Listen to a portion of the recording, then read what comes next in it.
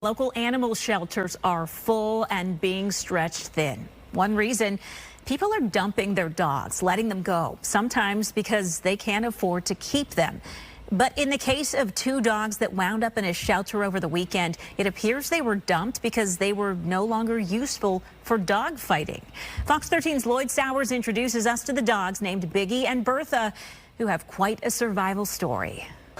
Pit bulls Biggie and Bertha. Their ears were cropped for dog fighting, so the other dogs can't pull them down. Their ear cropping was a backyard job. They give them some whiskey or some kind of a literally alcohol to try to dull the pain, but it's awful, bloody, and it's cruelty to animals is what it is. Humane Society head Sherry Silk says more dogs than ever are being dumped. Maybe it's the economy or our growing population.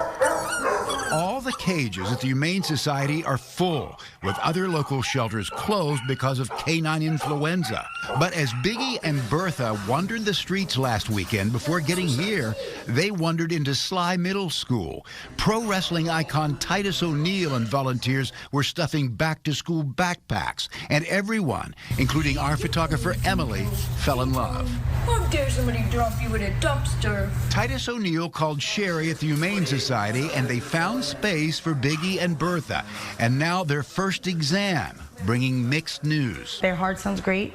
Their ears, looks like they both have ear infections. And it looks like Bertha just had pups. My guess is she's had her puppies, and that's probably why they were dumped. They got the puppies, they're going to sell the puppies for whatever, and then they just dump the mom dog and the dad dog. We see it all the time, and it's awful. It's a misdemeanor to abandon an animal, but it keeps happening. For Biggie and Bertha, it could have been much worse. They ended up here.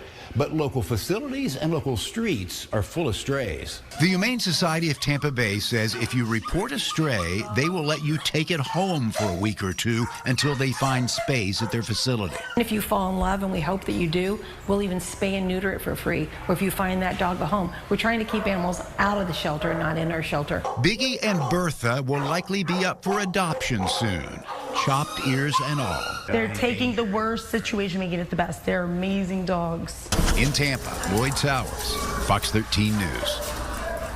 Well, along with Biggie and Bertha, there are many other dogs up for adoption at the Humane Society of Tampa Bay.